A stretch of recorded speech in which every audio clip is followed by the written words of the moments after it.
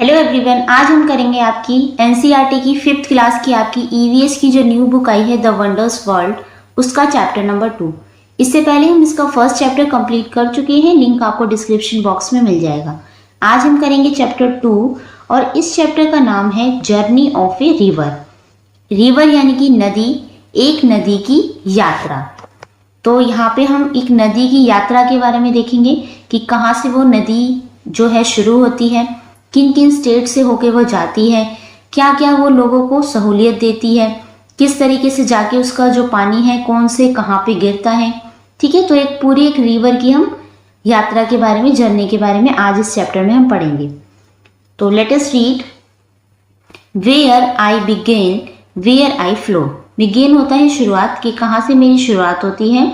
Where I flow, flow होता है बहना, और कहाँ पर मैं बहती हूँ। आई हैव नो फीट, मेरे कोई पैर नहीं है। बट आई ट्रेवल फार, लेकिन मैं दूर तक ट्रैवल करती हूँ। Through fields and forest under moon and star, मैं फील्ड से होकर जाती हूँ, फॉरेस्ट यानी कि जंगलों से होकर जाती हूँ, under moon and star, moon और स्टार्स के नीचे से मैं जाती हूँ। I quench your thirst and help plants grow, मैं तुम्हारी प्यास बुझाती हूँ और प्लांट्स को ग्रो करने में मैं हेल्प करती हूँ। From mountain to sea I quietly flow, एक माउंटेन से यानी पहाड़ से लेके समुद्र तक की जो मेरी यात्रा है, आई क्वाइटली फ्लो, मैं बिल्कुल शांत तरीके से उसे बहती हुई जाती हूँ या पूरा करती हूँ। तो हु आई एम, मैं कौन हूँ। Yes I am a river, मैं एक नदी हूँ। आई एम ए गोदावरी, तो इस चैप्टर में हम एक रिवर के बारे में पढ़ेंगे। कौन सी रिवर है, ये है गोदावरी रिवर। ये कहाँ पे है, ये दक्षिण भारत में बहने वाली हमारी गंगा के बाद दूसरी सबसे बड़ी रिवर है। ठीक है, इसे बूढ़ी गंगा के नाम से भी जाना जाता है। My journey begins high up in the western घाट एट त्रिम्बकेश्वर इन महाराष्ट्र, तो मेरी जर्नी शुरू होती है वेस्टर्न घाट। ये है हमारा इंडिया का मैप, यहाँ पे है हमारा ईस्ट पार्ट। ठीक है, ये जो घाट है हमारा ईस्ट है, पूर्वी घाट है, और ये है हमारा वेस्टर्न घाट। ठीक है, यानी कि ये है हमारा पश्चिमी घाट। तो कह रहे कि मैं कहाँ से शुरू होती है, मेरी जर्नी शुरू होती है वेस्टर्न घाट से। वेस्टर्न घाट से शुरू होती है कहाँ से, महाराष्ट्र में त्रिम्बकेश्वर एक जगह है जहाँ पे एक मंदिर है त्रिम्बकेश्वर के नाम से, वहाँ से मेरी यात्रा शुरू होती है। Although I start out as a stream, हालांकि मैं जब शुरू होती हूँ यानी कि मैं बहना जब शुरू करती हूँ, जैसे यहाँ पे पिक्चर दिखाई है ना, तो मैं एक स्ट्रीम की तरह होती हूँ। स्ट्रीम यानी कि एक छोटी नदी की तरह, एक छोटी नदी की धारा की तरह मैं बहना शुरू करती हूँ।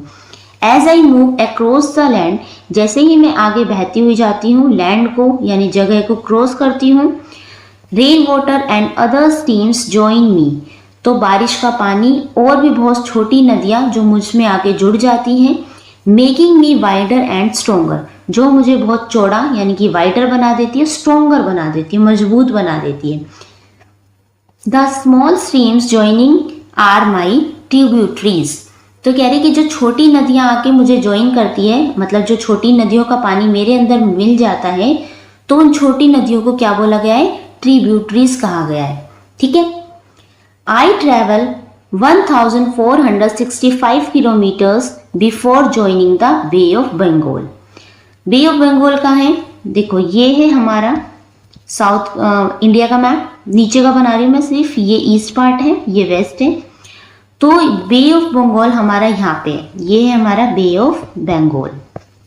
ठीक है, यहाँ पे है हमारा बे ऑफ बंगाल, और यहाँ पे हमारा अरेबियन सी। ठीक है, ये है हमारा अरेबियन सी। तो लिख रहे हैं कि मैं ट्रैवल करती हूँ 1465 किलोमीटर्स बिफोर ज्वाइनिंग, यानी बे ऑफ बंगाल में मिलने से पहले मैं इतनी लंबी यात्रा तय करके आती हूँ। I am the second longest river in India after river Ganga, मैं सेकेंड नंबर की सबसे लॉन्गेस्ट रिवर हूँ। सबसे नंबर 1 पे कौन सी है, गंगा नदी है, जो सबसे लॉन्गेस्ट, भारत की सबसे लंबी नदी है गंगा नदी। दूसरे नंबर पे भारत की जो दूसरी सबसे लंबी नदी है वो है हमारी गोदावरी। वही कह रही कि I am the second longest river in the India after river Ganga. और जो गंगा नदी है वो कहाँ बहती है, वो बहती है, जैसे कि हमारा इंडिया का मैप है ना, इस तरीके से, आप थोड़ा समझ जाना, ठीक है। ये है हमारे इंडिया का मैप। तो जो गंगा नदी है वो इस तरीके से यहाँ पे बहती है, ये हमारी गंगा नदी है और यहाँ पे आके बे ऑफ बंगाल में इसका पानी गिर जाता है। और यहाँ से जो महाराष्ट्र से निकलती है हमारी गोदावरी नदी बहती हुई आती है और फिर इसका पानी यहाँ पे गिरता है। तो सबसे लंबी नदी तो हमारी ये गंगा नदी है, जो कहाँ बहती है, नॉर्थ इंडिया में, उत्तर भारत में। और दक्षिण भारत में हमारी बहती है गोदावरी नदी, जिसे दूसरी गंगा के नाम से या बूढ़ी गंगा के नाम से भी जाना जाता है। ओके, नेक्स्ट है look at the image given below and answer the following question. नीचे आपको एक इमेज दी हुई है, इसको आपको देखना है और फिर इसके आधार पर आपको कुछ क्वेश्चन पूछे हैं, वो आपको कंप्लीट करने हैं। क्वेश्चन नंबर फर्स्ट है look at the image given below and answer the following. First है name the states that Godavari flows through. उन स्टेट का, उन राज्य का नाम लिखना है जहाँ से गोदावरी नदी बहती हुई आती है। तो यहाँ पे देखो, ये है आपकी गोदावरी रिवर, यहाँ से निकलती है। ये कौन सी जगह थी, त्रिम्बकेश्वर, कहाँ पे, महाराष्ट्र में। आपको अच्छे से याद होना चाहिए, टिप्स पे होनी चाहिए बात। गोदावरी नदी यहाँ से बहती हुई कौन कौन सी अब स्टेट है, देखो महाराष्ट्र तो है, ठीक है, जहाँ से ये निकलती है। उड़ीसा है, छत्तीसगढ़ है, आंध्र प्रदेश है और तेलंगाना है। तो ये 5 स्टेट है, 1 2 3 4 5 स्टेट्स है जिससे जो गोदावरी नदी है बहती हुई आती है। The Godavari rivers flow through the states of Maharashtra, Telangana, Chhattisgarh, Andhra Pradesh और उड़ीसा। आपसे ये तीनों क्वेश्चन आपके एग्जाम में पूछे जा सकते हैं, आपको विद स्पेलिंग्स ये लर्न होने चाहिए। ओके, क्वेश्चन नंबर 2 है name a dam and a wild life sanctuaries along the length of Godavari. तो आपको बताना है गोदावरी नदी के साथ साथ में कौन कौन से डैम हैं और कौन कौन से वाइल्ड लाइफ सेंचुरीज हैं। तो यहाँ देखो, एक तो है ये श्री राम सागर प्रोजेक्ट है, SRSP, ये डैम है, यहाँ पे डैम दिखा रखा है ना। पोलावरम डैम है एक, और कोरियंगा वाइल्ड लाइफ सेंचुरी है। तो ये कहाँ है, आंध्र प्रदेश में Coringa wildlife sanctuary. Wildlife sanctuary क्या होती है, यहाँ पे इस तरीके से जो एनिमल है, वाइल्ड एनिमल्स हैं, उनको यहाँ रखा जाता है, क्योंकि इनकी जो प्रजाति है वो धीरे धीरे खत्म हो रही है, उनको यहाँ पे सेव रखा जाता है। ठीक है, तो ये है कोरियंगा वाइल्ड लाइफ सेंचुरी। यहाँ है श्री राम सागर प्रोजेक्ट, SRSP। ये डैम बनाए जाते हैं, डैम जिसे कहते हैं, देखो नदियों का पानी को रोक लिया जाता है इस तरीके से डैम बना के। फिर थोड़े समय बाद उन नदियों के पानी को बहुत, ये जो डैम है ये खोल दिया जाता है और पानी ऊपर से बहुत ऊंचाई से गिराया जाता है। यहाँ पे टरबाइंस लगी होती हैं, जब पानी उन टरबाइंस पे गिरता है तो वो एकदम से घूम जाती है, उनके घूम से इलेक्ट्रिसिटी बनती है, बिजली बनाई जाती है। ठीक है, इसलिए डैम्स बनाए जाते हैं। तो हमने देखा कौन कौन से थे, एक तो था पोलवरम डैम आंध्र प्रदेश में था, Shri Ram Sagar project SRSP dam Telangana में था, कोरियंगा वाइल्ड लाइफ सेंचुरी ये भी कहाँ थी, आंध्र प्रदेश में थी। ओके, नेक्स्ट है थर्ड क्वेश्चन है which other small reverse join Godavari in its journey. कौन कौन सी रिवर है जो गोदावरी में जुड़ती हैं उसकी जर्नी में। तो एक तो है ये मजीरा नदी, एक है इंद्रावती नदी और एक है सबरी नदी। ठीक है, यहाँ नाम लिख लेंगे, मंजीरा, सबरी और इंद्रावती, ये 3 रिवर्स हैं जो गोदावरी की जर्नी में ऐड होती है। स्मॉल रिवर्स है जो इन नदियों का पानी गोदावरी नदी में मिल जाता है। There are fascinating stories about me. Fascinating होता है इंटरेस्टिंग, मेरे बारे में बहुत सारी इंटरेस्टिंग स्टोरीज हैं। Many from the Ramayana and the Purana, बहुत सारी स्टोरियाँ आपको रामायण और पुराण में भी मिल जाएगी। I am called दक्षिण Ganga because I flow through southern India and am regarded as sacred। तो ये कह रहे कि मुझे दक्षिण गंगा के नाम से भी जाना जाता है। दक्षिण गंगा क्यों कहा जाता है, देखो उत्तर भारत में, नॉर्थ इंडिया में गंगा नदी बहती है और दक्षिण भारत में साउथर्न इंडिया में हमारी गोदावरी नदी बहती है। तो सबसे लॉन्गेस्ट नदी कौन सी है, गंगा नदी। सेकंड लंबी नदी कौन सी है, हमारी गोदावरी नदी। इसलिए इसे दक्षिण गंगा के नाम से भी जाना जाता है, क्योंकि ये सदर्न इंडिया, साउथ इंडिया में बहती है। एम रिगार्डेड सेक्रेड, सेक्रेड होता है पवित्र, मुझे गंगा नदी की तरह ही पवित्र नदी माना जाता है। In places like Nashik near where I begin, Nashik कहाँ पे, एक जगह का नाम है जो महाराष्ट्र में है, बिल्कुल वहीं पे है, त्रिम्बकेश्वर के पास, जहाँ से गोदावरी नदी निकलती है। People come from all around to take a dip in my holy waters, तो वहाँ से बहुत सारे लोग आते हैं नासिक के आसपास से और मेरे पानी में स्नान करते हैं, क्योंकि मेरे पानी को कैसा माना जाता है, पवित्र पानी माना जाता है। Specially during events like the Godavari Pushkaram, उन इवेंट्स पे कुछ स्पेशल त्यौहार होते हैं, उस पे मेरी नदी में ज़्यादातर लोग नहाने आते हैं, स्नान करने आते हैं। कौन सा यहाँ पे फेस्टिवल बताया, इवेंट बताया, गोदावरी पुष्करम के टाइम। ठीक है, अब देखो साइड में एक इंटरेस्टिंग फैक्ट दिया हुआ है, आपको वो भी पढ़ना है। India has built it's longest river bridge the Bhupen Hazarika Setu over the Brahmaputra river, तो सबसे बड़ा एक ब्रिज बनाया गया है जिसका नाम है भूपेन हजारिका ब्रिज। कौन सी नदी पे बनाया गया है, ये बनाया गया ब्रह्मपुत्र नदी पर।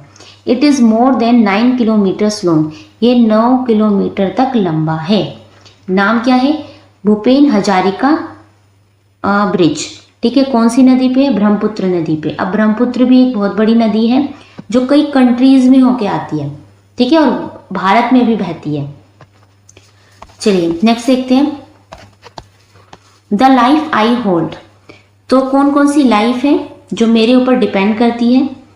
आई flow all year round which makes me perennial river, तो आपको पता होना चाहिए पेरिनियल रिवर्स कौन सी रिवर होती है। पेरिनियल रिवर्स होती है सदाबहार रिवर्स। सदाबहार का मतलब है इसमें हर समय पानी रहता है, हर मौसम में इसमें पानी रहता है। कुछ रिवर्स ऐसी होती हैं जिनमें पानी तभी आता है जब बारिश होती है, उसके बाद अगर बारिश ना हो तो ये रिवर सूख जाती है। कुछ नदियाँ ऐसी होती हैं जिन्हें सीजनल रिवर्स कहा जाता है, मौसमी नदियाँ कहा जाता है।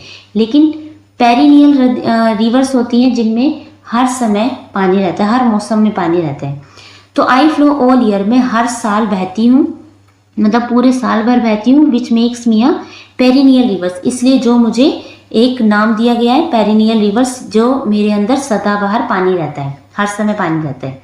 Some rivers flow only when they receive water in the rainy season, कुछ ऐसी नदियाँ होती हैं जिन्हें पानी केवल तभी मिलता है जब बरसात का मौसम हो, यानी बारिश का पानी उन्हें मिलता है। Which makes them seasonal rivers, जो उन्हें कौन सी रिवर्स बनाती है, मौसमी नदियाँ बनाती है, सीजनल रिवर्स बनाती है। अगर आपसे क्वेश्चन पूछा जाए कि गोदावरी नदी, गोदावरी जो रिवर है कौन सी रिवर है, क्या वो पेरिनियल रिवर्स है या सीजनल रिवर्स है, तो आप क्या बताएंगे, वो पेरिनियल रिवर्स है, क्योंकि उसमें पूरे साल भर पानी रहता है। ठीक है, I pass through rich forest full of pilots, मैं कहाँ से निकलती हूँ, मैं ऐसी जगह से निकलती हूँ जहाँ पे बहुत सारे जंगल है। रिच फॉरेस्ट का मतलब है जहाँ बहुत सारे प्लांट्स हैं और बहुत सारे जानवर हैं। इंक्लूडिंग द टाइगर, जिसमें टाइगर है। बार्किंग डियर, बार्किंग डियर है मतलब ये ऐसा डियर है जो कुत्ते की तरह भौंकता है, इसकी आवाज़ कैसी है, कुत्ते की तरह। The Indian golden gecko and the famed red sandalwood trees, और सबसे फेमस रेड सैंडलवुड यानी कि चंदन की लकड़ी, रेड कलर की जो चंदन की लकड़ी है वो भी यहाँ पे इस जंगलों में जहाँ पे उगती है उस जगह से मैं बहकर आती हूँ। You have learned in the last chapter that freshwater sources like me are home to many plants and animals. तो आपने लास्ट चैप्टर में फ्रेश वाटर के बारे में पढ़ा था, तो ये गोदावरी नदी कह रही है कि मेरे अंदर वही फ्रेश वाटर है जो कि घर है बहुत सारे प्लांट्स का और बहुत सारे एनिमल्स का, क्योंकि बहुत सारे प्लांट्स होते हैं जो फ्रेश वाटर में ही रहते हैं, बहुत सारे एनिमल्स होते हैं जो फ्रेश वाटर में ही जिंदा रहते हैं। तो जो गोदावरी रिवर है इसका जो पानी है वो कैसा है, फ्रेश वाटर है, इसलिए ये घर है बहुत सारे प्लांट्स का और एनिमल्स का। When I reach the sea, जब मैं समुद्र में पहुंचती हूँ, I spread out into many small streams, तो मैं बहुत सारी छोटी छोटी स्ट्रीम्स यानी कि धारा या नदियाँ, छोटी छोटी धाराओं में या नदियों में फैल जाती हूँ। That form a delta, जिससे क्या बनता है, एक डेल्टा बनता है। कैसे बनता है, देखो जैसे ये नदी बहती हुई आ रही है, ठीक है, यहाँ ये समुद्र है और यहाँ से नदी बहती आती है, तो यहाँ पे उसकी छोटी छोटी स्ट्रीम्स बन जाती है, धारा बन जाती है। ठीक है, वो सारी आके गिरती यहीं पे है नदी में, इसमें समुद्र में। ठीक है, तो ये छोटी छोटी जो नदियां बन जाती हैं, ये छोटी छोटी धाराएं बन जाती है एक बड़ी सी नदी की, उसे क्या कहते हैं, इसे कहते हैं डेल्टा। तो वो क्या करती है, जब वो बहकर आती है तो वो छोटी छोटी स्ट्रीम्स में, नदियों में बट जाती है, जिससे एक डेल्टा फॉर्म होता है, डेल्टा बनता है। My fresh water meets the salty sea there. और मेरा जो फ्रेश वाटर होता है, मीठा पानी होता है, वो किस में मिल जाता है, सॉल्टी सी में, क्योंकि समुद्र का पानी कैसा है, नमकीन है, और ये जो नदी बहती हुई आ रही है इसका पानी मीठा है। फिर उसका जो फ्रेश वाटर होता है वो मिल जाता है सॉल्टी सी में। This place is called the Coringa mangrove forest. जहां पे ये नदी मिलती है समुद्र में, उस जगह को क्या कहते हैं, कोरियंगा मैनग्रोव जंगल। वेयर माई जर्नी एंड्स, जहां पे मेरी यात्रा खत्म होती है। तो हमने पूरी गोदावरी की यात्रा देखी कि वो कहाँ से निकलती है और कहाँ पे उसकी जर्नी एंड होती है। तो ये थे, इस जगह से जो गोदावरी नदी है वो निकलती है। यहाँ पे देखो इसके बारे में इंफॉर्मेशन दी हुई है, ब्रह्मगिरी हिल्स। तो इस माउंटेन का यहाँ पे क्या नाम है, क्योंकि ये तो पूरी माउंटेन रेंज है, वेस्टर्न घाट है पूरा, लेकिन एक पर्टिकुलर जगह पे इस जगह को नाम दिया गया है ब्रह्मगिरी हिल्स। तो आपको अच्छे से याद होना चाहिए कि गोदावरी नदी ब्रह्मगिरी हिल से निकलती है, वेस्टर्न घाट से, और जगह क्या है, त्रिम्बकेश्वर। और त्रिम्बकेश्वर जगह कहाँ पर है, महाराष्ट्र में। ठीक है, वहां से ये नदी निकलती है। 5 स्टेट है, महाराष्ट्र, छत्तीसगढ़, तेलंगाना, आंध्र प्रदेश, ठीक है, और एक उड़ीसा। 5 स्टेट है जिसमें ये बहती हुई आती है और लास्ट में आके यहाँ पे डेल्टा बनते हैं। ठीक है, और फिर इसका समुद्र में पानी मिल जाता है, कौन से समुद्र में, द वे ऑफ बंगाल में। ठीक है, बंगाल की खाड़ी में इसका पानी गिर जाता है। तो पूरी हमने इसकी जर्नी देखी, कहाँ से ये शुरू होती है, कहाँ पे इसका एंड होता है। यहाँ पे भी आपको पिक्चर में जैसे ये नदी बहती हुई आ रही है ना, तो यहाँ पे इसका पानी यहाँ पे समुद्र में मिल जाता है। तो मैनग्रोव फॉरेस्ट यहाँ पे दिखा रखा है, स्नेक है, टोर्टोइज है और फ्लेमिंगो है, ये सारे मैनग्रोव फॉरेस्ट है, वहाँ का जंगल है जहाँ पे नदी आके इस समुद्र में मिलती है। Now the many ways I support leaves, बहुत तरीके से मैं जीवन को सपोर्ट करती हूँ, सहारा देती हूँ। सिंस एंशियंट टाइम्स, प्राचीन समय से ही, people have always built their homes near rivers. तो जो लोग हैं प्राचीन समय से ही अपने घर नदियों के पास बनाते हुए आ रहे हैं, और वाटर बॉडीज या किसी वाटर बॉडीज के, यानी कि लेक्स के, झील के, नहर के, इनके पास अपने घर बनाते हैं। कैन यू गेस वाई, आप जान सकते हैं या बता सकते हैं ऐसा वो क्यों करते हैं, कि जो लोग हैं अपने घर किसी नदी या वाटर बॉडीज के पास ही क्यों बनाते हैं। तो जैसे कि हमें पता है कि पानी एक हमारे जीवन के लिए बहुत एसेंशियल चीज है, पानी के बिना नहीं रह जा सकता। हमारे बहुत सारे काम हैं जो पानी में ही होते हैं, जैसे कुकिंग हो गया, ठीक है, ग्रोइंग, अगर आप फसल उगा रहे हो उसमें भी पानी की बहुत ज़रूरत है, साफ सफाई के लिए, पीने के लिए, हर चीज़ के लिए पानी की बहुत ज़रूरत है। तो आपको ऐसे ही 3 चीज़ें लिखनी है पानी के बारे में, कि हम जो घर हैं रिवर्स के, नदियों के पास ही प्राचीन समय से क्यों बनाते आ रहे हैं। जब भी मनुष्य ने रहना शुरू करा है ना प्राचीन समय में, तब से उसने अपना घर कहाँ पे बनाया, सबसे ज़्यादा नदियों के पास ही बनाया। तो फर्स्ट हो जाएगा इसमें point, reverse provide a constant source of fresh water. जो नदियां हैं वो हमेशा फ्रेश वाटर प्रोवाइड करती हैं, फॉर ड्रिंकिंग के लिए, पानी पीने के लिए होता है, कुकिंग के लिए, बाथिंग के लिए, वॉशिंग के लिए, धोने के लिए, क्लीनिंग, साफ सफाई के लिए, एंड एटसेट्रा, और भी बहुत सारी चीजें। सेकेंड है the soil near the river और वाटर बॉडी इज फर्टाइल। तो जो रिवर के पास की जो नदियां होती है या किसी वाटर बॉडीज के पास की जो नदियां होते हैं, पानी, मिट्टी होती है, वो कैसी होती है, फर्टाइल होती है, बहुत उपजाऊ होती है। Making it ideal for growing foods, तो वो एक आइडल सॉइल होती है फसलों को उगाने के लिए। थर्ड है factories need water to make many of the things we use every day. Factories में भी पानी की बहुत ज़रूरत होती है अपने डेली रूटीन के लिए, ठीक है, बहुत सारी चीज़ें बनाने के लिए उसमें पानी की बहुत ज़रूरत होती है। तो इसलिए जो लोग हैं पानी के, नदियों के पास रहना ही पसंद करते हैं, इसलिए उन्होंने शुरू से ही अपना घर नदियों के किनारे ही बनाया। Do you know the many ways I support people every single day? क्या आप जानते हैं मैं बहुत तरीके से, अलग अलग तरीके से लोगों की हेल्प करती हूँ, उन्हें सपोर्ट करती हूँ। I provide water to people in the many towns and villages around me. मैं लोगों को पानी प्रोवाइड करती हूँ बहुत सारी जो जगह से, जैसे टाउन से, विलेज से, जो मैं जहाँ से मैं बहती हूँ वहाँ पे जो टाउन पड़ता है, विलेज होता है, वहाँ पे सब लोगों को मैं पानी प्रोवाइड करती हूँ। The water of all houses, schools and fields comes from me. उन सब जगह को मैं पानी देती हूँ जो मेरे रास्ते में आते हैं, जैसे घर हो, हाउस हो, स्कूल्स हो, फील्ड्स हो या फसल हो, वहाँ पे सब में मैं पानी देती हूँ। I not only help people drink, मैं सिर्फ पानी पीने के लिए नहीं देती, कुक एंड वॉश, कुकिंग के लिए भी देती हूँ, वॉशिंग के लिए भी, but also help them to grow food. सिर्फ पानी में पीने के लिए, कुकिंग के लिए, वॉशिंग के लिए ही नहीं प्रोवाइड करती, बल्कि फूड ग्रो करने के लिए, फसल उगाने के लिए भी मैं पानी प्रोवाइड करती हूँ। And make things in their factories, और फैक्ट्रीज में चीजें बनाने के लिए भी मेरा पानी का यूज किया जाता है। I also support many livelihoods, मैं बहुत सारे लाइवलीहुड्स को सपोर्ट करती हूँ, बहुत सारे जीवन को सपोर्ट करती हूँ, क्योंकि मेरे अंदर प्लांट्स भी रहते हैं, एनिमल्स भी रहते हैं, पीपल्स भी रहते हैं, सबको मैं सपोर्ट करती हूँ।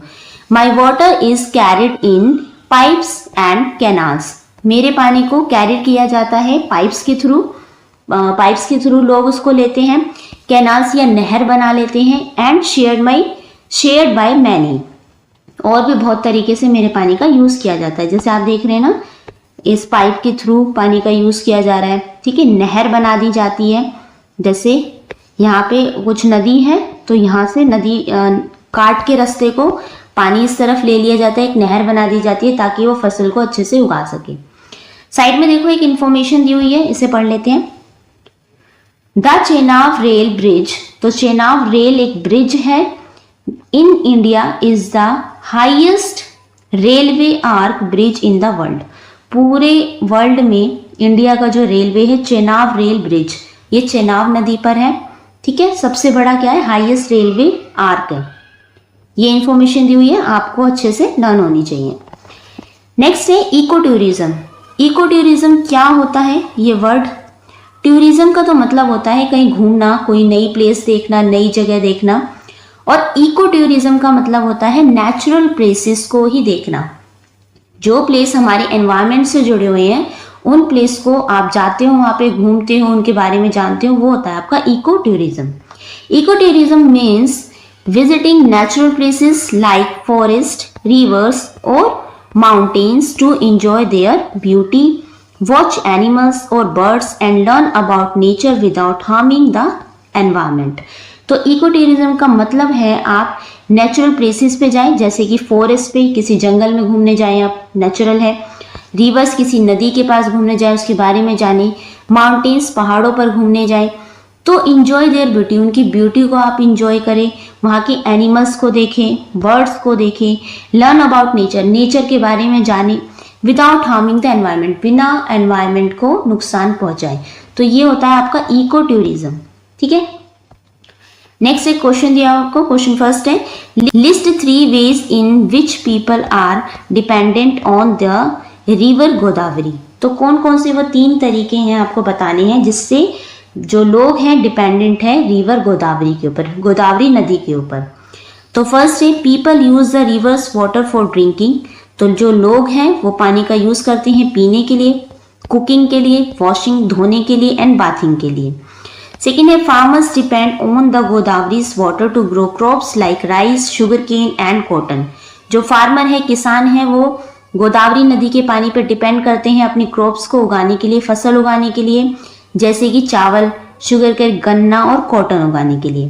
थर्ड है, many people such as fisherman, बहुत सारे जो लोग हैं जैसे मछली पकड़ने वाले, बोटमैन हैं, एंड वर्कर्स इन फैक्ट्रीज, जो लोग फैक्ट्री में काम कर रहे हैं नियर द रिवर, उस नदी के पास, earn their livelihoods through activities connected to the river. वो अपनी लाइवलीहुड या अपने पैसे कमाने का जो जरिया है, जीविका और उपार्जन का जो जरिया है, वो क्या है, रिवर्स ही है, ठीक है। सेकेंड क्वेश्चन है, in which occupations are people engaged near the river Godavari.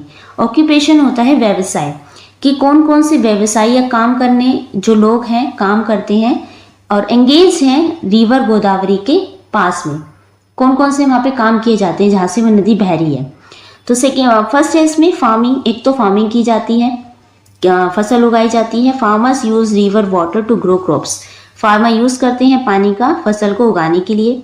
Second है फिशिंग, मछली पकड़ना। Fisherman catch fishes from river to sell और ईट, जो फिशरमैन है मछली पकड़ने वाले वहाँ से मछली पकड़ते हैं, रिवर में से उसे सेल करते हैं, बेचते हैं और खुद खाते भी हैं। थर्ड है बोटिंग एंड ट्रांसपोर्ट, ट्रांसपोर्ट के लिए भी इसका यूज़ किया जाता है। People use boats to carry people and goods across river, जो लोग हैं वो बोट्स का यूज़ करते हैं लोगों को एक जगह से दूसरी जगह ले जाने के लिए या गुड्स या सामान को एक जगह से दूसरी जगह पहुंचाने के लिए। फोर्थ है वर्किंग इन फैक्ट्रीज, उसके आसपास जो भी फैक्ट्रीज हैं जहाँ पे इसका पानी का यूज़ किया जाता है लोग उनको वहाँ पे काम मिलता है। People working in the factories near the river use it's water for making goods, सामान बनाने के लिए इस रिवर के पानी का यूज़ किया जाता है, तो वहाँ पे भी लोगों को काम करना एक व्यवसाय मिलता है। फिफ्थ है सेलिंग गुड्स और सर्विसेज, सामान को बेचने के लिए सर्विसेज के लिए।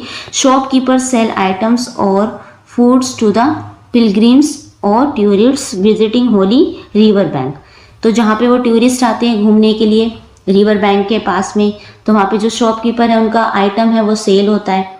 ठीक है, इस तरीके से ये कुछ चीज़ें हैं जो रिवर गोदावरी के जरिए उन लोगों को व्यवसाय मिलता है। नेक्स्ट देखते हैं क्वेश्चन नंबर थर्ड है which crops do you see growing near the Godavari, कौन सी फसल है जो नदी गोदावरी के किनारे उगाई जा सकती है। The crops that are growing near the Godavari are paddy sugar cane, ठीक है शुगर केन उगाया जाता है, कॉटन और पल्सेस दालें, fruits such as mango banana etcetera, बहुत सारे फल उगाए जाते हैं। These crops grow well because, ये जो फसल है वहाँ पे बहुत अच्छे से उगती है क्योंकि the Godavari provides plenty of water, क्योंकि गोदावरी बहुत सारा पानी वहाँ पे प्रोवाइड कराती है for irrigation and the soil near the river is very fertile, और जो सॉइल है वहाँ की मिट्टी है नदी के किनारे की वो बहुत उपजाऊ है। क्वेश्चन नंबर 4 है which crops grow in your region, कौन सी फसल है जो आपके क्षेत्र में उगाई जाती है। Where does the water for irrigation come from, ठीक है तो पानी वहाँ से कहाँ से आता है उस फसल को उगाने के लिए। तो इसका आंसर आप अपने अकॉर्डिंग लिख सकते हैं जहाँ पे आप रहते हैं। ठीक है, आपकी जगह पे, यानी मान लीजिए आप बिहार में रहते हैं तो वहाँ पे सबसे ज़्यादा शायद चावल उगाया जाता है, पश्चिम बंगाल में सबसे ज़्यादा चावल उगाया जाता है तो आप उसके बारे में लिखेंगे। ठीक है, आप उत्तर प्रदेश में रहते हैं तो सबसे ज़्यादा वहाँ पे खेती शुगर केन की, गन्ने की जाती है, वो बता सकते हैं आप। ठीक है, तो जैसे मैंने यहाँ लिखा है I live in Delhi near the Yamuna river, मैं दिल्ली में रहता हूँ या रहती हूँ जो कहाँ पर है, यमुना रिवर के किनारे पर है। The main crops that grow in near by areas, तो जो मुख्य फसल यहाँ पे उगाई जाती है वो वीट है, गेहूँ है, राइस चावल है, रेडिश है, स्पिनच पालक है, मस्टर्ड है, कैरेट्स है, कोरिएंडर एंड एटसेट्रा, बहुत सारी चीज़ें यहाँ पे उगाई जाती है। एक्टिविटी फर्स्ट दी हुई है आपको make a poster in your classroom, अब आपको अपनी क्लासरूम के लिए एक पोस्टर बनाना है showing all the ways reverse help people, उसमें आपको दिखाना है कैसे जो नदी है सब लोगों की हेल्प कर रही है। इंक्लूड ड्राइंग्स ऑफ होम्स, उसमें आपको अपनी ड्राइंग बनानी है होम्स की, जैसे घर बनाना है वहाँ घर में पानी से क्या क्या काम हो रहा है, बाथिंग हो रही है, वॉशिंग हो रही है, क्लीनिंग हो रही है, ठीक है ड्रिंकिंग हो रहा है, वो सब दिखाना है। फार्म्स दिखाने हैं कि जो फसल उगाई जा रही है कैसे पानी पहुँच रहा है फसल तक। बोट्स दिखानी है कि लोग बोट्स में जा रहे हैं। ठीक है, फिशरमैन दिखाना है, मछली पकड़ता हुआ एक आदमी दिखाना है एंड मोर, और भी बहुत सारी चीज़ें आप दिखा सकते हैं, फैक्ट्री दिखा सकते हैं साथ में। ठीक है, तो आपको ये पूरा पोस्टर बनाना है और अपनी क्लासरूम में दिखाना है।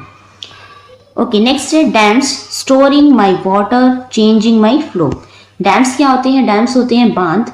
स्टोरिंग माई वाटर, तो जो गोदावरी रिवर का पानी है जो स्टोर किया जाता है, किसी भी रिवर पे अगर डैम बनाया जाता है तो उसका मतलब उसके पानी को रोका जाता है उसके बहने से। चेंजिंग माई फ्लो, इससे जो मेरा फ्लो है बहने का जो प्रवाह है वो अलग हो जाता है, दिशा बदल जाती है उसकी।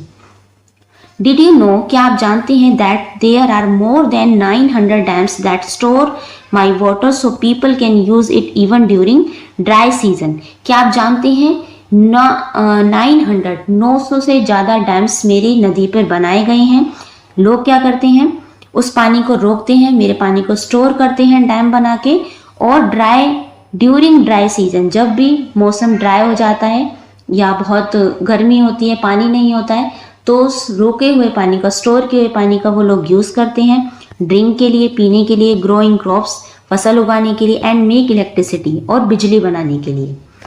But have you ever wondered what happens to me, क्या आप जानते हैं, लेकिन व्हाट हैपन्स, तो जब मेरे पानी को स्टोर किया जाता है तब क्या होता है।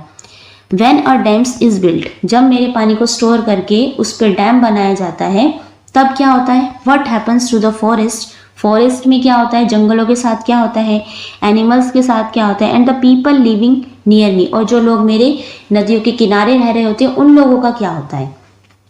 A dam is like a giant wall, तो यहाँ पे बता रखा है कि डैम क्या होता है। डैम एक जियांट वॉल, एक बहुत बड़ी दीवार की तरह है, दैट ब्लॉक्स माई फ्लो, जो नदी के पानी को, जो मेरे पानी को रोकती है, and stores water in a large water body called a reservoir, और पानी को स्टोर किया जाता है, मतलब मेरे फ्लो को रोक के पानी को स्टोर किया जाता है, एक लार्ज वाटर बॉडी बनाई जाती है, बहुत बड़े पानी की एक बॉडी बनाई जाती है जिसे कहते हैं रिसर्वोयर। तो यहाँ देखो, ये है वो वॉल, दीवार है जो, ठीक है, डैम की, और यहाँ पे इस पानी को रोक लिया। जब इस पानी को यहाँ पे रोक लिया जाता है तो ये पानी पहले तो यहाँ बह रहा होता है, फिर इसकी दिशा बदल जाती है, ये इधर उधर से बहना शुरू कर देता है, ठीक है, यहाँ से निकल जाएगा, तो इसका फ्लो का जो बहने का जो तरीका है वो चेंज हो जाता है, ठीक है, जब इस पे बांध बनाया जाता है। While this store water helps many people, जब इस पानी को स्टोर किया जाता है ये पानी बहुत लोगों की हेल्प करता है। It also floods land that was once home to animals, तो ये क्या होता है, बहुत सारे जैसे बांध बनाया जाता है ना, देखो ये जैसे पानी को रोक के यहाँ पे रोका जाता है और बांध बनाया जाता है। इन केस अगर ये बांध मान लो टूट जाए, ये डैम टूट जाए, वैसे तो टूटता नहीं है, फिर भी अगर टूट जाए तो क्या होगा, एकदम से पानी का फ्लो आएगा तो आसपास की जगह में फ्लड आ जाती है, बाढ़ आ जाती है, या बहुत सारा पानी, बारिश आए, बहुत सारा पानी यहाँ तक भर जाए तो भी इस बांध को खोला जाता है, खोलते ही एकदम से बहुत सारा पानी का फ्लो आता है तो भी आसपास की जगहों पे क्या आ जाती है, बाढ़ आ जाती है। तो वही लिखा है यहाँ पे, while this store water helps many people, वैसे तो ये जो स्टोर वाटर है बहुत लोगों की हेल्प करता है, बट फ्लड्स भी आ जाती है, that was once home to animal, क्योंकि यहाँ पे बहुत सारे एनिमल्स का घर होता है, एंड पीपल, लोग भी रहते हैं, many have to leave their homes, dam बनाया जाता है तो वहाँ पे बहुत सारे जंगल भी होते होंगे, ठीक है, उन सब चीज़ों को हटाकर, वहाँ पे जो लोग रह रहे हैं उन सब लोगों को हटाकर एक डैम बनाया जाता है, फॉरेस्ट को हटाकर। अब फॉरेस्ट में बहुत सारे तो प्लांट्स हैं, एनिमल्स हैं, वो उनका जो घर है वो भी हट जाता है, जो लोग वहाँ पे रह रहे होते हैं बहुत सालों से उनको भी हटाया जाता है, and shift as where when dams are built, और इन्हें कहीं और शिफ्ट किया जाता है जब डैम्स को बनाया जाता है, ठीक है। एक तरीके से ये अच्छे भी हैं, लेकिन बहुत सारे लोगों को, एनिमल्स को यहाँ पे सरवाइव करना पड़ता है। When you open a tap, जब आप एक नल खोलते हैं, it is hard to imagine the journey that water has taken and, तो बहुत मुश्किल होता है इमेजिन करना एक पानी की जर्नी को, एक पानी की यात्रा को, कैसे वो पानी आप तक पहुंच रहा है, and the many sacrifices that were made so you could have it, और बहुत सारे सेक्रीफाइसेस होते हैं, बहुत सारे संघर्ष किए जाते हैं पानी को आप तक पहुंचाने के लिए। दैट इज़ वाई, इसलिए ज़रूरी है, it is so important to use water wisely and never waste it, इसलिए बहुत ज़रूरी है कि आप पानी का वाइजली, बुद्धिमानी से प्रयोग करें, नेवर वेस्ट इट, इसे कभी भी वेस्ट ना करें, क्योंकि बहुत मुश्किलों से, संघर्ष से पानी आप तक पहुंचता है, इसकी एक बहुत लंबी जर्नी होती है, ठीक है, तो इसलिए पानी का बहुत वाइजली यूज़ करना चाहिए। नेक्स्ट एक इंफॉर्मेशन दी हुई है साइड में, इसको रीड करते हैं। देखो, the Majuli island in Assam, एक माउजली द्वीप है, कहाँ पर, असम में, is the world largest river island, ये सबसे बड़ा नदी का आइसलैंड है, formed by the Brahmaputra river, जो ब्रह्मपुत्र नदी पर बनता है। माउजली एक द्वीप है असम में, और ये किससे बनता है, ब्रह्मपुत्र नदी से, ठीक है, ये आपको याद होना चाहिए। नेक्स्ट है right what problems can arise after a dam is built. कौन कौन सी प्रॉब्लम हम फेस करते हैं जब एक डैम बनाते हैं, how can they B solve, और उन प्रॉब्लम को कैसे सोल्व किया जाता है।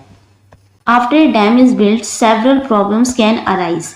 एक बांध बनाने के बाद बहुत सारी प्रॉब्लम्स जो है अराइज होती हैं। जैसे फर्स्ट है फ्लडिंग ऑफ लैंड, उस जगह पे बाढ़ आ सकती है। कैन कवर फॉरेस्ट, जो वहाँ के जंगल है उस पे आ जाएगी। फार्म्स में, विलेजेस में with water. This destroy many trees and plants, जिससे बहुत सारी एनिमल्स, प्लांट्स, ट्रीज डिस्ट्रॉय हो जाते हैं। सेकेंड है people and animal living in those places have to move away.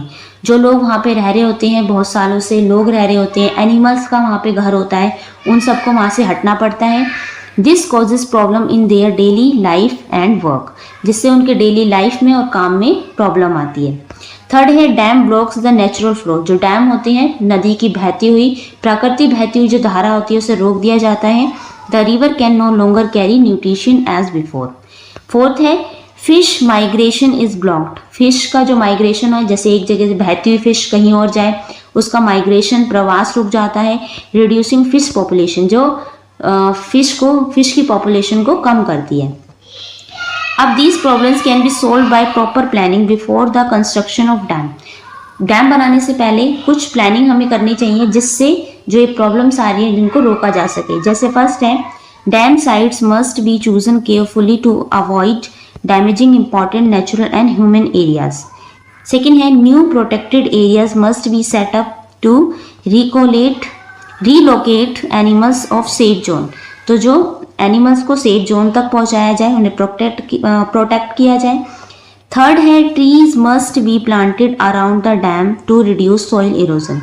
मिट्टी के कटाव को रोकने के लिए वहाँ पे बहुत सारे पेड़ लगाने चाहिए, ताकि मिट्टी के बहाव को रोका जा सके अगर आप डैम बना रहे हैं। फोर्थ है fish ways are structure that provide a series of pools और steps allowing fish to bypass the dam by swimming और लीपिंग बिटवीन दैम। तो फिश की मूविंग को भी एक तरीके से जारी रखना चाहिए। आप उसके लिए बहुत सारे काम कर सकते हैं डैम बनाने से पहले। तो ये कुछ चीज़ें हैं, क्या क्या प्रॉब्लम हम फेस करते हैं जब हम कोई डैम बनाते हैं, और किन किन चीज़ों को ध्यान में रख के हम उस प्रॉब्लम से बाहर निकल सकते हैं। ओके, नेक्स्ट देखते हैं pollutes me and why it matters. क्या चीज़ें हैं जो मुझे पॉल्यूट करती है, प्रदूषित करती हैं, वाई इट मैटर्स, और ये क्यों मैटर करती है। देखो, with more peoples and factories coming up near my banks. बहुत सारे लोग हैं, फैक्ट्रीज हैं जो मेरी नदियों के किनारे पे बना ली जाती हैं। Waste, plastic and dirty water pollutes me. तो वहाँ पे बहुत सारा वेस्ट फेंक दिया जाता है, प्लास्टिक फेंक दी जाती है, गंदा पानी वहाँ पे आता है, जिससे मेरा पानी जो फ्रेश वाटर है वो कैसा हो जाता है, पॉल्यूटेड हो जाता है। Sometimes I do not smell और लुक क्लीन। कभी कभी क्या होता है, नॉट स्मेल और लुक क्लीन, मैं साफ सुथरी नहीं दिखती हूँ। Yet people use my water, जबकि लोग मेरे पानी को यूज करते हैं, विच कुड मेक दैम सिक, जिससे वो क्या हो जाते हैं, बीमार हो जाते हैं। I wish I could tell them to help keep me clean. तो मैं विश करती हूँ, मैं उन सबसे कहना चाहती हूँ, हेल्प कीप मी क्लीन, कि मुझे मेरी हेल्प करें, मुझे साफ सुथरा रखे, एंड फ्री फ्रॉम वेस्ट, और मेरे अंदर वेस्ट ना डालें, जिससे मैं पोल्यूटेड ना हूँ। क्योंकि देखो, जब नदी ऐसी बहती हुई आती है ना, साफ सुथरी, कितनी साफ सुथरी लगती है, जंगलों से आ रही है। जैसे ही वो किसी टाउन में एंटर करती है, तो वहाँ पे क्या होती है, फैक्ट्री होती है, फैक्ट्री का गंदा पानी नदी में छोड़ दिया जाता है, लोग अपना वेस्ट भी यहीं फेंक रहे हैं, कितना कूड़ा होता है, तो इस तरीके से पॉल्यूटेड हो जाती है, गंदी हो जाती है, और इसका ही पानी अगर लोग पीते हैं तो वो बीमार हो जाते हैं। One important way to do this is by creating less waste in the first place by using eco friendly products. तो इको फ्रेंडली प्रोडक्ट्स का यूज़ करना चाहिए, जिससे जो वेस्ट है इसमें ना फेंके, और कुछ तरीकों का यूज़ करके आप जो पानी को है पोल्यूटेड होने से बचा सकते हैं। The fish, turtles and birds that live in and around me have now ever age to go. तो कुछ फिश हैं, जैसे बहुत सारी फिश हैं, टर्टल हैं, बर्ड्स हैं, जो मेरे अंदर, मेरे आसपास रहते हैं, उनसे मेरे द्वारा ही उन्हें भोजन पानी मिलता है, तो वो नहीं रह पाएंगे अगर मैं पोल्यूटेड हो जाऊंगी। Slowly they are beginning to disappear, धीरे धीरे वो गायब हो जाएंगे, खत्म हो जाएंगे उनकी प्रजाति। This makes me very sad, जो मुझे बहुत दुखी बनाती है। राइट। फर्स्ट क्वेश्चन है, where do the plastic wrappers and bags that we litter end up. Litter का मतलब होता है जैसे आप कूड़ा डस्टबिन में न डाल के जब ऐसी जगह पे फेंक देते, जैसे कहीं रोड पे फेंक दिया, किसी रिवर्स में या वाटर बॉडी में आपने वो डाल दिया, तो कूड़ा डस्टबिन में न डाल के इधर उधर फेंक देना क्या कहलाता है? लिटर कहलाता है।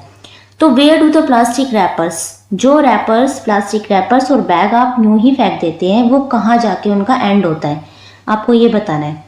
तो the plastic wrappers and bags that we litter end up in water bodies, तो जो भी प्लास्टिक रैपर्स और बैग्स हम ऐसे ही फेंक देते हैं, वो लास्ट में जाकर किसी वाटर बॉडी में चले जाते हैं, जैसे झील हो गई, लेक हो गया, पॉन्ड हो गया, रिवर हो गई, सच एज ड्रेन्स, लेक्स और रिवर्स। कहाँ पे चले जाते हैं? लेक्स और रिवर्स में। When they reach such water bodies, जब वो किसी वाटर बॉडी में पहुंचते हैं, दे पोल्यूट द वाटर, वो उस पानी को पोल्यूट यानी प्रदूषित कर देते हैं, and harm the aquatic animals like fish, turtle and other creatures. तो वो क्या करते हैं? एक्वेटिक एनिमल्स हैं, जैसे फिश हो गई, टर्टल हो गया, जो भी पानी में रहने वाले जो भी जानवर हैं, उनको नुकसान पहुंचाते हैं। Since plastic is non biodegradable, जो प्लास्टिक है वो नॉन बायोडिग्रेडेबल है, गैर जैवीकरण है, ठीक है, वो जो एनवायरनमेंट में है घुलती नहीं है, ठीक है, उसका फर्टिलाइज नहीं होता है, वो ऐसी ही रहती है। बहुत हजारों साल तक अगर आप एक प्लास्टिक को मिट्टी में दबा देते हो, कई सालों बाद निकाल के भी देखोगे तो वो आपको वैसे ही मिलेगी, ठीक है, तो वो नॉन बायोडिग्रेडेबल है।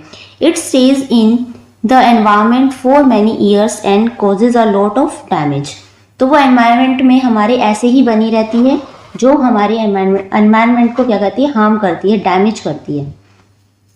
क्वेश्चन नंबर 2 है, what kinds of soaps, shampoos और फ्लोर क्लीनर्स, नेचुरल और readymade, are use in your home. तो आपके घर में किस टाइप के साबुन, शैम्पूज और फ्लोर क्लीनर्स, जो फर्श को साफ करने वाले क्लीनर्स यूज होते हैं, क्या वो नेचुरल है या रेडीमेड है? रेडीमेड यानी कि जो बने बनाए आप बाजार से खरीदते हैं, नेचुरल जिन्हें आपने खुद बनाया हो। तो where does the unclean water mixed with these cleaners go, तो आप जिनका इनका यूज करते हैं, ठीक है, जैसे फिर वो अनक्लीन वाटर होता है, जो साफ नहीं होता पानी, तो उनका क्या होता है? वो कहाँ पे चला जाता है? नालियों में चला जाता है। उसके बाद उसका क्या होता है? तो देखो, in our home we use readymade shop, हम अपने घर में रेडीमेड शॉप यूज करते हैं, जो बाहर से बने बनाए आते हैं, बाजार से हम जो साबुन खरीद के लाते हैं वो यूज करते हैं, shampoos and floor cleaners. The water gets mix with these shops and floor cleaners and goes down the drain of the bathroom और किचन। तो क्या होता है, जब हम शैम्पू या सोप को यूज करते हैं तो वो पानी में भी मिक्स होता है, ठीक है, पानी में मिक्स होके वो कहाँ चला जाता है? गोज डाउन ड्रेन, जो भी हमारी नाली वगैरह है उसमें चला जाता है। This water flow through underground sewage pipes, उसके बाद ये बहता हुआ पानी अंडरग्राउंड सीवेज, जो नाले वगैरह होते हैं, पाइप्स के थ्रू उसमें चला जाता है, एंड डायरेक्टली एंटर्स रिवर, और उन बड़े से सीवेज वगैरह से वो डायरेक्ट एंटर हो जाता है रिवर्स में, लेक्स में और अदर वाटर बॉडीज में। फिर वो रिवर्स में, नदियों में चला जाता है, किसी झील में चला जाता है, जो भी वाटर बॉडीज आसपास होंगी वो वहाँ चला जाता है। विदाउट प्रॉपर क्लीनिंग, बिना साफ हुए, गंदा ही पानी होता है, ये वहाँ चला जाता है। It pollutes the water and harms animals, जो और भी जो साफ पानी होता है, फ्रेश वाटर होता है, उसको भी पोल्यूट कर देता है, एनिमल्स को हार्म पहुंचाता है, प्लांट को हार्म करता है, and people who depend on it, जो लोग पानी पीने के लिए इसी पानी पर निर्भर है, उनको भी वो नुकसान पहुंचाता है, ठीक है।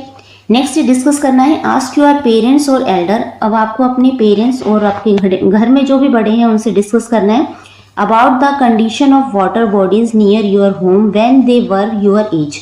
जब वो आपकी एज के थे तब उनके आसपास कोई भी वाटर बॉडी हो, चाहे वो झील हो, रिवर हो, लेक हो, पॉन्ड हो, वो कैसी कंडीशन में था। What is the status of those water bodies today, और आज उसकी कैसी कंडीशन है। ऑफकोर्स आपके जो पेरेंट्स हैं, एल्डर हैं, वो यही कहेंगे जब हम आपकी उम्र में थे तो हमारे आसपास जो भी झील थी, नदी थी, वो बहुत साफ सुथरी थी, वहाँ पे फिशेस होती थी, बिल्कुल साफ पानी था, फ्रेश वाटर था। लेकिन आज की कंडीशन उसकी जहाँ तक है वो ख़राब ही हो चुकी होगी। लोग वहाँ पे कूड़ा फेंकते होंगे, एक भी वहाँ पे फिश नहीं होगी, वाटर एनिमल नहीं होंगी, हर जगह एल्गी होगी, काई जमी होगी, ठीक है। इस तरीके के आपको आंसर मिलेंगे। जैसे यहाँ पे मैंने आंसर लिखा है, When I asked my parents about the condition of water bodies near our home when they were my age, जब मैंने अपने पेरेंट्स से पूछा किसी भी वाटर बॉडीज की कंडीशन के बारे में जो हमारे घर के आसपास थी, जब वो मेरी उम्र के थे, they said that the rivers, pond and lakes were clean. तो जो भी रिवर्स थी, पॉन्ड्स थी, सब कैसे थी? क्लीन थे। And people use to bath, wash clothes and even drink from them. लोग उसका पानी का यूज़ करते थे कपड़े वगैरह धोने में, पानी को पीने में। There were many fishes and birds around the water bodies. तब वहाँ पे बहुत सारी फिशेज थी, बर्ड्स थी उसके आसपास।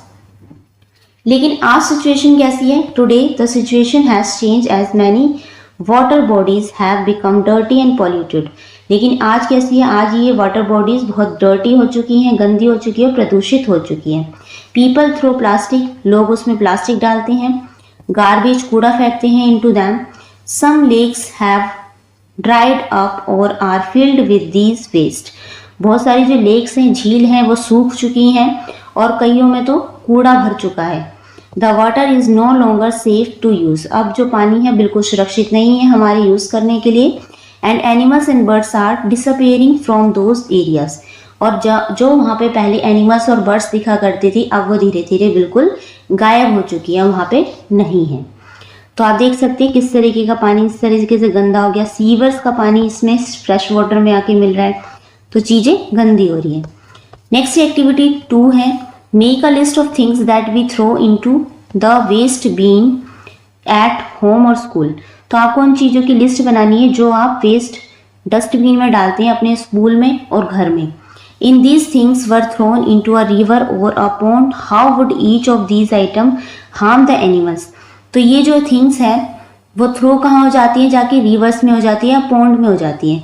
तो how would each of these item harm the animals. तो ये कैसे एनिमल्स को, पशुओं को नुकसान पहुंचा सकती है, प्लांट्स को कैसे नुकसान पहुंचाएंगी। And people who live near by and use this water. और जो लोग इन रिवर्स के आसपास रहते हैं उनको ये कैसे नुकसान पहुंचाएगी। तो आपको ये लिस्ट बनानी है, ठीक है। तो आप इसका आंसर लिखेंगे कि किस तरीके से जो है लिस्ट बनाएंगे कि आप अपने घर में किस तरीके का कूड़ा फेंकते हैं, ठीक है। स्कूल में किस तरीके का कूड़ा फेंकते हैं आप, उनकी लिस्ट बनाएंगे। फिर उस कूड़े का क्या होता है, कहाँ से वो कूड़ा ले जाते हैं और कहाँ पे उसको ड्रेन करते हैं। और जो लोग उस रिवर के आसपास रहते हैं या एनिमल्स रहते हैं उनको किस तरीके से, अगर वो इस पानी का यूज़ करते हैं तो उन्हें किस तरीके से नुकसान पहुँचाएगा, ठीक है। नेक्स्ट एक्टिविटी 3 देखते हैं। Take 2 clear glasses of water. अब आपको 2 गिलास लेने हैं बिल्कुल साफ पानी के। Add a spoonful of sugar in 1। पहले गिलास में आपको 1 चम्मच भर के चीनी मिला देनी है। And spoon full of cooking oil in the other. और दूसरे गिलास में आपको कुकिंग ऑयल, जैसे आप जो भी तेल यूज़ करते हैं कुकिंग ऑयल, वो आपको दूसरे गिलास में वो मिला देना है। Stir both well and observe. फिर आपको उसको अच्छे से घुला देना है दोनों को और फिर उसको ऑब्जर्व करना है। What do you observe, which one appears clear. फिर आपने क्या ऑब्जर्व किया, अपनी ऑब्जर्वेशन बताएंगे, कंक्लूजन बताएंगे। एंड विच अपीयर्स क्लियर, उनमें से कौन सा सबसे ज़्यादा क्लियर है। तो ऑफकोर्स जब आप एक गिलास में चीनी मिलाएंगे, दूसरे में तेल मिलाएंगे, तो जिसमें चीनी मिलाएंगे आप वो पानी बिल्कुल, चीनी जो होगी पानी में अच्छी तरह घुल जाएगी, पानी एकदम साफ दिखेगा। लेकिन जिसमें आप ऑयल मिलाएंगे वो आपको ऊपर ही फ्लो करता हुआ, ठीक है, ऊपर ही तैरता हुआ नजर आएगा। तो ऑब्जर्वेशन में मैंने लिखा है when spoonful of sugar was added of 1 glass of water and stirred it, the sugar dissolved completely. तो जिस गिलास में हम शुगर मिलाएंगे उस गिलास का जो पानी है वो बिल्कुल साफ हो जाएगा, बिल्कुल साफ ही दिखेगा क्योंकि उसमें शुगर पूरी तरीके से घुल जाएगी। The water is in the glass looked clear. और उस गिलास का जो पानी है बिल्कुल साफ दिखेगा एंड ट्रांसपेरेंट होगा। इन द अदर ग्लास, और दूसरे ग्लास में when cooking oil was added and stirred it, जिसमें हमने कुकिंग ऑयल मिलाया और उसे घुमाया, the oil floated on top. Floated होता है तैरना, तो जो ऑयल है वो उस गिलास के पानी जो होगा उसके ऊपर ही तैरता हुआ नजर आएगा। एंड डिड नॉट मिक्स, और वो उसमें मिक्स नहीं होगा with the water. The water in the glass looked cloudy and not clear. और जो उस ग्लास का जो पानी होगा वो आपको क्लियर नहीं दिखेगा, डर्टी सा दिखेगा, धुंधला दिखेगा, ठीक है। कंक्लूजन है the glass of water stirred with the sugar appears clear. तो जो ग्लास में हमने जिसमें शुगर मिलाई थी वो पानी एकदम क्लियर दिखेगा। This experiment shows us that sugar cane dissolve in water while cooking oil do not. तो ये एक्सपेरिमेंट से हमें पता लगता है जो शुगर है वो पानी में अच्छे से घुल जाती है, लेकिन कुकिंग ऑयल पानी में नहीं घुलता। ठीक है, तो ये पूरा आंसर है। सबसे पहले आप ऑब्जर्वेशन लिखेंगे, ये ऑब्जर्वेशन है और ये इसकी कंक्लूजन है। नेक्स्ट है this experiment shows us that some things dissolve in water. तो ये एक्सपेरिमेंट हमें दिखाता है कि कुछ चीज़ें होती हैं जो पानी में अच्छे से घुल जाती हैं, एंड सम डू नॉट, और कुछ पानी में नहीं घुलती। Can you list a few things that, क्या आप कुछ चीज़ों की लिस्ट बना सकते हैं जो पानी में घुल सकती हैं और नहीं घुल सकती। सबसे पहले डिसॉल्व इन वाटर, ऐसी चीज़ें जो पानी में घुल सकती हैं। The things that dissolve in water are salt, एक तो नमक घुल सकता है, शुगर चीनी घुल सकती है, लेमन जूस घुल सकता है, हनी एंड ग्लूकोज, और भी बहुत सारी चीज़ें आप यहाँ पे लिख सकते हैं। ठीक है, नेक्स्ट है do not dissolve in water, कुछ ऐसी चीज़ें जो पानी में नहीं घुलती हैं आसानी से, वो है the things that do not dissolve in water, जैसे ऑयल हो गया, तेल हो गया, सैंड यानी रेत, चौक हो गया, घी हो गया, प्लास्टिक के जो टुकड़े होते हैं वो, ये सब चीज़ें क्या है, ये पानी में नहीं घुलती है, ये ऐसे ही वहाँ पे फ्लोट करती रहती है, तैरती रहती है। नेक्स्ट है हार्मफुल थिंग्स लाइक केमिकल्स और dirty Shopee water can hide in reverse like me. तो हार्मफुल कुछ चीज़ें होती हैं, जैसे केमिकल्स होता है जो बहकर आ जाता है नदियों में, डर्टी शोप जो पानी, साबुन का जो पानी होता है गंदा, वो मेरी रिवर्स के पानी में, मेरे फ्रेश वाटर में मिला हुआ रहता है, जो आपको नहीं दिखता। So even when my water looks clean, इसलिए जो मेरा पानी है वो तो आपको क्लीन दिखता है, लेकिन आपको नहीं पता उसमें कितना केमिकल्स मिले हुए हैं या कितना सोपी वाटर उसमें मिला हुआ है। It might still carry things that can hurt the living beings, अगर आप उस पानी को यूज़ करते हैं, ड्रिंक करते हैं, तो आपको हर्ट करता है, किसी भी लिविंग बींग्स को, चाहे वो एनिमल्स हो, बर्ड हो, ह्यूमन बींग हो, सबको हार्मफुल करता है। नेक्स्ट एक्टिविटी 4 दी हुई है। नाउ एक्टिविटी 4 है look at the 2 images given below. नीचे आपको 2 इमेजेस दी हुई हैं, इसको आपको ध्यान से देखना है। Which river looks healthy and why, कौन सी रिवर आपको हेल्दी दिख रही है और क्यों। तो आप देख रहे हो इसमें बिल्कुल साफ सुथरा पानी है, लेकिन यहाँ पे एक ग्रीन कलर की ब्लैंकेट सी पानी के ऊपर जमी हुई है। रिवर विथ क्लीन वाटर, यहाँ पे क्लीन वाटर है, surface covered by green blanket, और इस पानी पे एक ग्रीन ब्लैंकेट सा चढ़ा हुआ है, ग्रीन कंबल। ये क्या है, बेसिकली ये एल्गी होती है, यानी काई होती है जो पानी के ऊपर आ जाती है जब फ्रेश वाटर में साबुन मिला हुआ पानी, केमिकल मिला हुआ पानी आकर मिल जाता है, तो उस केमिकल और साबुन वाले पानी से बहुत सारी काई जम जाती है। ठीक है, उन पे जो जीवाणु होते हैं उससे उनको फूड मिलता है, जिससे वो उस पर जल्दी से ग्रो करने लग जाते हैं। ठीक है, तो पानी पे इस तरीके से एक ग्रीन ब्लैंकेट सा जम जाता है, या हम कहें एल्गी या काई जम जाती है। How do so many plants grow in water, कैसे इसके ऊपर बहुत सारे प्लांट ग्रो कर गए। What do you think happens when too many plants grow in a river, क्या होगा जब प्लांट, इस रिवर के ऊपर इतने सारे प्लांट एकदम से जम जाए तो क्या होगा। तो क्या होगा, जो फ्रेश वाटर के नीचे जितने भी एनिमल्स हैं, ठीक है, जैसे फिश है और भी बहुत सारे एनिमल हैं जो पानी के अंदर रहते हैं, या बहुत सारे प्लांट्स हैं जो पानी के अंदर रहते हैं, जब इस तरीके की काई उस पानी के ऊपर आ जाएगी तो जो प्लांट्स या एनिमल्स वाटर के नीचे हैं उन्हें ब्रीथ नहीं हो पाएगा, वो सही से सांस नहीं ले पाएंगे, जिससे क्या होगा, उनका दम घुटने के कारण वो नीचे ही मर जाएंगे। तो इस तरीके से, और ये पानी ड्रिंकिंग वाटर के लिए भी अच्छा नहीं होता। ठीक है, तो इसका आंसर देख लेते हैं। देखो, the first river with clean water, जो फर्स्ट रिवर है उसमें जो पानी है बिल्कुल क्लीन है, लेफ्ट हैंड साइड ये वाला, looks healthy because the water is clear and there is little और नो वेस्ट विजिबल। तो ये जो पानी है बिल्कुल हेल्थी है क्योंकि इसका जो पानी है बिल्कुल क्लीन है और यहाँ पे कोई भी वेस्ट मटेरियल नहीं दिख रहा। This river is safe for plants and animals, और ये जो पानी है वो एनिमल्स और प्लांट्स के लिए बिल्कुल सेफ है। The second river is covered with A green blanket, और जो सेकेंड रिवर है वो कवर है बिल्कुल ग्रीन ब्लैंकेट से, आप देख सकते हैं। Which means too many plants growing, जिसका मतलब है कि इसके ऊपर बहुत सारे प्लांट्स छोटे छोटे उग गए हैं। Fertilisers that are use to grow crops get wash down into river water, तो कुछ फर्टिलाइजर होते हैं जैसे कि हम डालते हैं ना उसमें फसल को अच्छा उगाने के लिए हम उसमें फर्टिलाइजर डालते हैं ताकि जो हमारी फसल है बहुत अच्छे से ग्रो करे। तो वो जो फर्टिलाइजर होते हैं या तो बारिश के कारण जो एक्स्ट्रा फर्टिलाइजर होते हैं बहकर किसी भी वाटर बॉडी में चले जाती है या नियर की जो पास की जो भी रिवर है वहां बह जाती है, या एक्स्ट्रा जो रिवर हम सिंचाई करते हैं, सिंचाई के कारण जो एक्स्ट्रा पानी होता है उसके साथ भी फर्टिलाइजर आके और किसी भी वाटर बॉडी में मिल जाती है। उस फर्टिलाइजर से जब वो किसी वाटर बॉडी में मिल जाते हैं या रिवर्स में चले जाते हैं तो वो इस तरीके की काई जमा देते हैं। उस पर जो जीवाणु होते हैं, शैवाल होते हैं, ग्रो कर जाते हैं। ठीक है। They make plants and other organism grow very fast. तो इस पे जो छोटे छोटे प्लांट्स होते हैं और जो ऑर्गेनिज्म होते हैं जो हमारे लिए बहुत हार्मफुल है वो बहुत जल्दी से इसमें ग्रो कर जाते हैं। This growth further covers the surface of river water like a green blanket. इस तरीके का जो एक कवर चढ़ जाता है ग्रीन ब्लैंकेट की तरह, ठीक है, वो क्या होता है, वो एक तरीके से एल्गाई या शैवाल होते हैं, काई जिसे हम कहते हैं।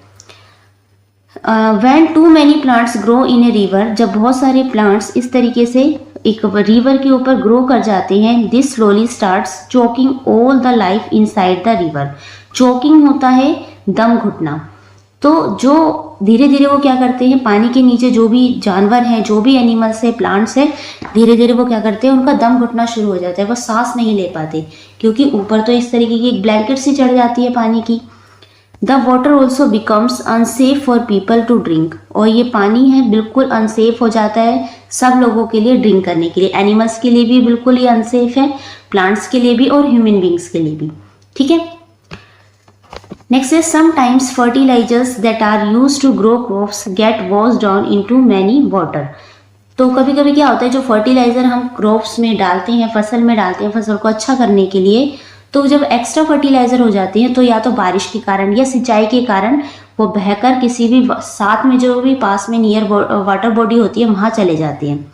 They make plants and other organism grow very fast, जिसमें अलग से जो छोटे छोटे प्लांट्स होते हैं, ऑर्गेनिजम्स होते हैं, वो क्या होते हैं, ग्रो करने लग जाते हैं। Until they cover my surface like a green blanket. और वो जब तक है धीरे धीरे ग्रो करके और मेरे जो सरफेस है, मेरा पानी का जो ऊपर का सरफेस है उस पर ग्रीन कलर की ब्लैंकेट सी चढ़ जाती है। Which slowly start choking all the life inside me. Choking होता है, मैंने बताया अभी आपको, कि दम घुटना, ठीक है, सांस ना ले पाना। धीरे धीरे वो क्या करते हैं, जो भी लाइफ मेरे अंदर है, जैसे छोटे छोटे प्लांट्स हैं, फिशेज हैं, वो क्या करते हैं, उनका दम घुटना शुरू हो जाता है, वो वहाँ पे मर जाते हैं या सांस नहीं ले पाते। It becomes hard for the fish to breathe. ये बहुत हार्ड होता है फिशेज के लिए क्योंकि वो ब्रीथ नहीं कर पाती ठीक से। Also my water becomes unsafe for people to drink. और मेरा पानी है बिल्कुल अनसेफ हो जाता है सब लोगों के लिए जो ड्रिंक करते हैं, ड्रिंक भी नहीं कर सकते, पानी इतना अनसेफ हो जाता है। I must say that many peoples are trying to help keep my water clean. ये बात भी बिल्कुल ठीक है कि कुछ लोग, बहुत सारे जो लोग हैं वो ट्राई कर रहे हैं मेरे पानी को क्लीन करना, कि मुझे क्लीन करने की वो ट्राई कर रहे हैं। In places along my journey too people are working to stop waste from going into my water.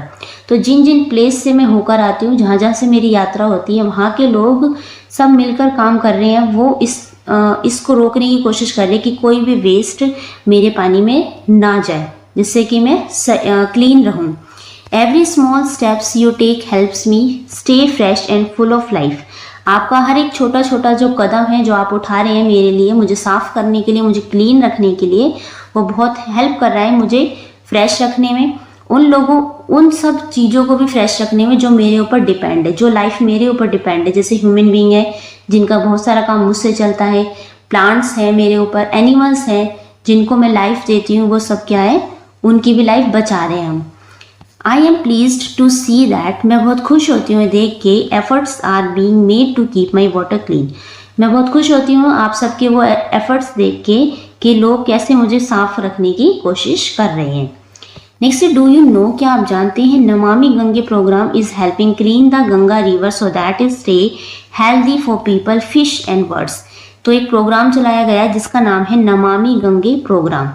ये क्या कर रहा है, ये हेल्प कर रहा है। इसमें एक ग्रुप बनाया गया है कुछ लोगों का, और वो सब लोग मिलके गंगा, जो रिवर है हमारी, गंगा नदी है, उसको साफ करने की एक मुहिम चला रहे हैं, जहाँ जहाँ से वो गंगा नदी आती है उसको पूरा क्लीन कर रहे हैं, उसका पानी बिल्कुल फ्रेश कर रहे हैं, जिससे स्टे हेल्दी फॉर पीपल, वो लोगों के लिए हेल्दी रहे, जो उसके अंदर जो भी एनिमल्स हैं, प्लांट्स हैं, वो अच्छे से ग्रो कर पाए, उसमें रह पाए, बर्ड्स हैं, ठीक है, तब सबको स्वच्छ और साफ पानी मिल सके। तो एक प्रोग्राम चलाया गया, आपको पता होना चाहिए, नमामि गंगे प्रोग्राम। नेक्स्ट है राइट है, can you list 3 things you can do to protect the water bodies near you. आप कोई भी 3 ऐसी चीज़ें लिखनी है जिससे आप आपके आसपास जो भी वाटर बॉडी है उसे आप प्रोटेक्ट कर सके। कैसे आप क्या वो 3 चीज़ें करेंगे जिससे आपके आसपास कोई भी लेक है, पॉन्ड है, तालाब है, नदी है, जिसे आप साफ रख सकते हैं। तो जैसे फर्स्ट हम कर सकते हैं, we should throw waste in waste bins and not in drains and rivers. जो भी वेस्ट मटेरियल होगा उसे हम डस्टबिन में डालें, ना कि इधर उधर फेंक दें या रिवर्स में डाल दें, ऐसा नहीं करना है। This helps keep the water body clean and safe for people and animals. इससे एक ये काम करने से हम क्या कर सकते हैं, जो भी वाटर बॉडी हमारे आसपास है उसे हम साफ रख सकते हैं, सेफ रख सकते हैं, और जो लोगों के लिए और एनिमल्स के लिए हेल्पफुल रहेगा। सेकेंड है, we must use eco friendly soaps. हम यूज़ कर सकते हैं इको फ्रेंडली जो साबुन होता है, शैम्पू होता है, and cleaning products so that the chemicals do not pollute the river. क्योंकि उनमें अगर हम इको फ्रेंडली ये चीज़ें यूज़ करेंगे, साबुन है, शैम्पू हो गया, तो ये क्या करेंगे, इनमें कुछ केमिकल्स नहीं होता। अगर केमिकल नहीं होगा, इनका पानी अगर बहकर जाता भी है किसी नदी में, नाले में, तो वहाँ का वो पानी पोल्यूटेड नहीं होगा। थर्ड है, we must avoid using too much fertilisers. और हमें बहुत सारा अपनी फसल को जल्दी जल्दी उगाने के लिए हमें ज़्यादा से ज़्यादा फर्टिलाइज़र यूज़ नहीं करना चाहिए, as this chemicals can harm the aquatic life inside the water bodies. तो ये केमिकल्स क्या कर सकता है, हार्म कर सकता है उस एक्वेटिक लाइफ को जो पानी के नीचे है। जो भी एनिमल्स, फिशेज हो गए, बहुत सारे एनिमल्स है जो पानी के नीचे रहते हैं, वही उनका जीवन है। प्लांट्स का भी वही जीवन है पानी के नीचे। तो इन सब केमिकल्स की वजह से उनको हार्म पहुंच सकता है, इसलिए कम से कम फर्टिलाइजर्स यूज़ करने हैं। ओके, तो यहाँ तक हम करते हैं फर्स्ट पार्ट में। आगे का चैप्टर हम सेकंड पार्ट में कंप्लीट करेंगे। यहाँ तक अगर आपको कोई डाउट है तो आप नीचे कमेंट करके पूछ सकते हैं। वीडियो अच्छी लगी तो प्लीज़ लाइक, शेयर, सब्सक्राइब करना ना भूलें, एंड थैंक यू।